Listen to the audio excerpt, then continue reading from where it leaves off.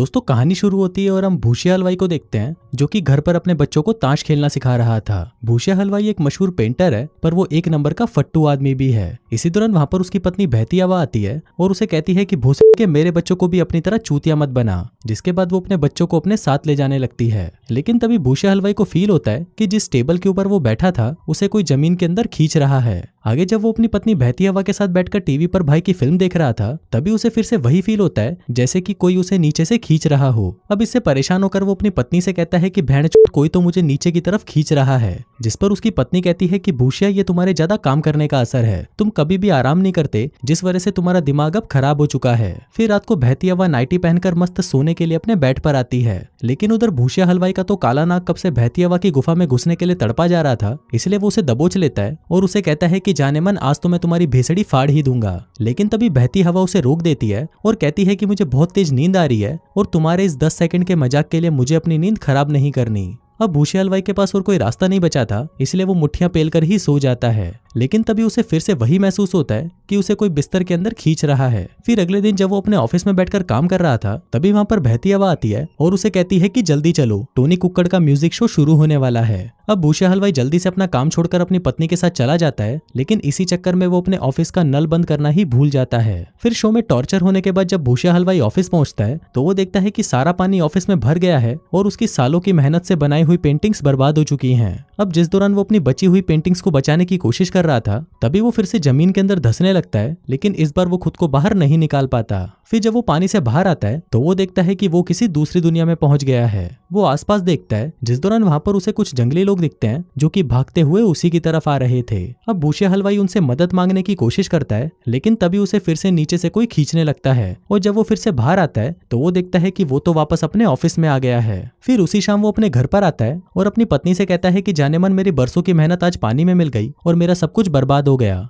लेकिन वहीं हम देखते हैं कि उसकी पत्नी को उसकी बातों से कोई फर्क नहीं पड़ रहा था, क्योंकि वो तो किसी दूसरे आदमी के ख्यालों में खोई हुई थी। फिर जब भूसिया हलवाई उससे पूछता है कि कलमुही तू किसके बारे में सोच रही है, तभी उसकी पत्नी उसे बताने लगती है कि मुझे मेरे ऑफिस का बॉस पसंद है, क्योंकि वो तुम्हारी तरह 10 सेकंड में ही ठंडा नहीं होता, बल्कि वो तो 1 घंटे तक मेरी दबा कर लेता है। और वैसे भी मैं तुम्हारे साथ खुश नहीं हूँ, इसलिए मुझे तुमसे डिवोर्स चाहिए। अब ये बात सुनते ही भूसिया हलवाई मायूस होकर वहां से चला जाता है और सोचता है कि बहनचोद आज का दिन ही मनहूस है, क्योंकि उसने एक ही दिन में अपना काम और अपनी पत्नी दोनों को खो दिया था। फिर अगले दिन वो देखता है कि बहती हवा तो अपने आशिक को उससे मिलवाने सीधा उसके घर पर ही ले आती है और इसका नाम होता है घोड़ा गाड़ी। फिर घोड़ा गाड़ी भूसिया हलवाई से कहता है कि तुझे जितना बजाना था इसे बजा लिया, लेकिन अब से तेरी बीबी को मैं बजाऊंगा। अब अपना भूसिया हलवाई एक नंबर का फट्टू तो था ही, इसलिए वो घोड़ा गाड़ी को कुछ नहीं कहता और जाते वक्त उनसे कहता है कि कल तक मैं इस घर को छोड़कर चला जाऊंगा, जबकि ये घर तो उसी का ही था। इसके बाद भूसिया हलवाई अपना दुख कम करने के लिए अपने माँ बाप के घर जाता है और वहाँ पर सभी को अपने रंडी रोने सुनाने लगता है, लेकिन वहाँ पर किसी को भी उसकी बातों से कोई फर्क नहीं पड़ रहा था। इसी दौरान वहाँ पर उनके फूफा का लड़का आता है और कहता है कि देखो मैंने एक नया जैकेट खरीदा, वो भी 300 यूरो का। इस पर फूफा जी कहते हैं कि अरे यार तूने तो बहुत महंगा खरीद लिया, तू मेरे साथ पालिका बाजार चलता, मैं तुझे वहां से ये 100 रुपए में दिला देता।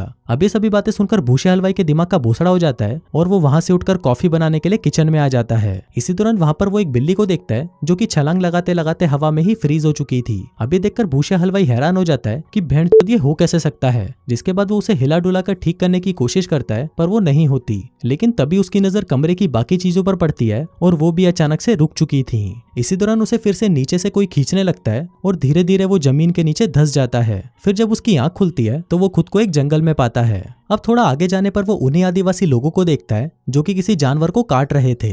भूसिया हलवाई उनके पास जाता है और उन्हें कहता है कि सर आप मुझे बता सकते हैं कि ये कौन सी जगह है, लेकिन तभी वो आदिवासी उसे खाना समझ लेते हैं और उसे मारने के लिए उसके पीछे पड़ जाते हैं। अब भागते भागते भूसिया हलवाई के पैर जवाब दे चुके थे, जिसके बाद वो उन आदिवासियों को धमकाते हुए कहता है कि रुको मैं अभी पुलिस को फोन करता हूँ। जिसके बाद वो अपना फोन निकालकर पुलिस वालों से बात करने की एक्टिंग करने लगता है। वहीं वो आदिवासी उसे ऐसा करते हुए देख रहे होते हैं और सोचते हैं कि ये चूतिया तो खुद से ही बातें कर रहा है। तभी भूसिया हलवाई वहां से भाग जाता है और एक गुफा के अंदर आ जाता है, लेकिन गुफा के अंदर आते ही वो सीधा अपने घर की छत फाड़कर अपने किचन में आ जाता है। अब उसकी आवाज सुनकर उसकी फैमिली वाले ऊपर आ जाते हैं और उसकी ऐसी हालत को देखकर सोचने लगते हैं कि शायद अपनी वाइफ के जाने के दुख में ये पूरी तरह बावली गांड हो चुका है। इसके बाद जब भूसिया हलवाई अपने ऑफिस आता है तो वो देखता है कि वहां पर उससे पैसे लेने के लिए बहुत सारे लेनदार आए होते हैं। अब वो सभी मिलकर उसे गालियां दे रहे होते हैं कि तभी अचानक सब कुछ फ्रीज हो जाता है और भूसिया हलवाई वापस जमीन के अंदर धंसने लगता है। इसके बाद दूसरी दुनिया में वो एक टोकरी में से बाहर आता है, जहाँ पर वो आदिवासी लोग उसे देखकर तालियां बजाने लगते हैं। तभी उस कबीले का मुखिया आंडल चाचा कहता है कि हे देवता, आप हम सभी को तितली की तरह उड़कर दिखाएं। अब भूसे हलवाई को लगता है कि शायद उसके पास कोई उड़ने की ताकत होगी, जिसके बाद वो उनकी बातों में आकर जैसे ही उड़ने की कोशिश करता है तभी वो मुंह के बल सीधा नीचे आकर गिरता है। इसके बाद वो सभी लोग उसे पकड़कर जबरदस्ती एक फल खिलाते हैं, जिससे वो उन सभी की बातें समझ पाता है। जिसके बाद वो लोग उसे सिंहासन पर बिठाकर अपने साथ ले जाते हैं। इसके बाद आंडल चाचा सभी से कहते हैं कि ये वही योद्धा है जो हमारी उस झामुंडा राक्षस से रक्षा करेगा।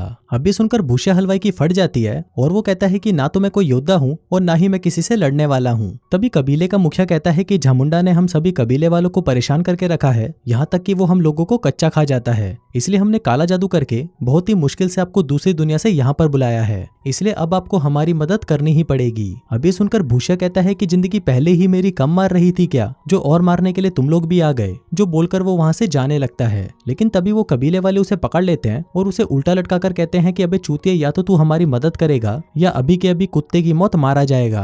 अब भूसे हलवाई के पास और कोई रास्ता नहीं था, इसलिए उसे भी हाँ कहना पड़ता है। फिर रात को जब भूसे हलवाई सबके बारे में सोच रहा था तभी अचानक वो फिर से अपने ऑफिस में पहुंच जाता है, लेकिन इस बार वो दूसरी दुनिया के बारे में किसी को कुछ नहीं बताता। फिर रात को घर आकर वो एक्सरसाइज करना और प्रोटीन पाउडर लेना शुरू कर देता है ताकि वो उस राक्षस झामुंडा से लड़ सके।